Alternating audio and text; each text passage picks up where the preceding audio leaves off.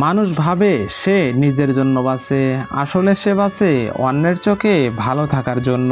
খায়রুল বাশার ও সাদমিনা বিনতে নোমানের ইরার পদ্ম নাটকের দ্বিতীয় সিকুয়েল আসতে চলেছে। নাটকটি পরিচালনা করেছেন পথিক সাধন। একটি জীবনধর্মী পারিবারিক ড্রামা ইরার পদ্ম 2। নাটকটিতে কি ঘটতে চলেছে সেটাই জানিয়ে দেব আজকের এই ছোট্ট ভিডিওতে। সো বন্ধুরা, বেশি কথা না বলে চলুন শুরু করা যাক। ইরার পদ্ম 2 একটি ব্যতিক্রমী জীবনধর্মী পারিবারিক ড্রামা, যেখানে বৃষ্টির দিনে খোলামেলা জানালার পাশে বসে আছে সাদবিনা বলছে এই বৃষ্টি যদি কখনো শেষ না হতো। তার চোখের কোণে জমে থাকা বিষাদ তার বৃষ্টির শব্দ এক বিষণ্ণের সুর সৃষ্টি করেছে।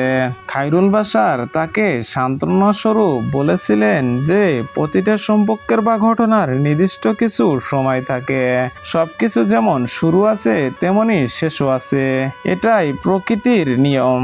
ইরা হয়তো পারিবারিক জটিলতার মধ্য দিয়ে যাচ্ছে, যেখানে সম্পর্কের টানাপোড়েনই মূল উপজীব্য, যেখানে ফ্যামিলি ও সম্পর্কের গুরুত্ব ফুটে উঠেছে। নাটকটি ইঙ্গিত দেয় মানুষ সম্পর্ক এবং জীবনের পরিবর্তনশীলতাকে কেন্দ্র করে তৈরি করা হয়েছে।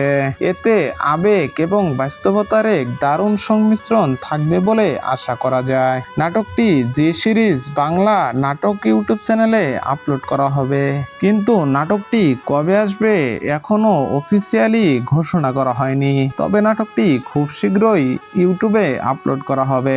এমন সুন্দর সুন্দর নাটকের আপডেট ভিডিও পেতে অবশ্যই আমাদের চ্যানেলটি সাবস্ক্রাইব করে রাখবেন। সো বন্ধুরা, দেখা হবে আরো কোনো সুন্দর ভিডিওতে। সে পর্যন্ত সবাই ভালো থাকুন, সুস্থ থাকুন। আল্লাহ হাফেজ।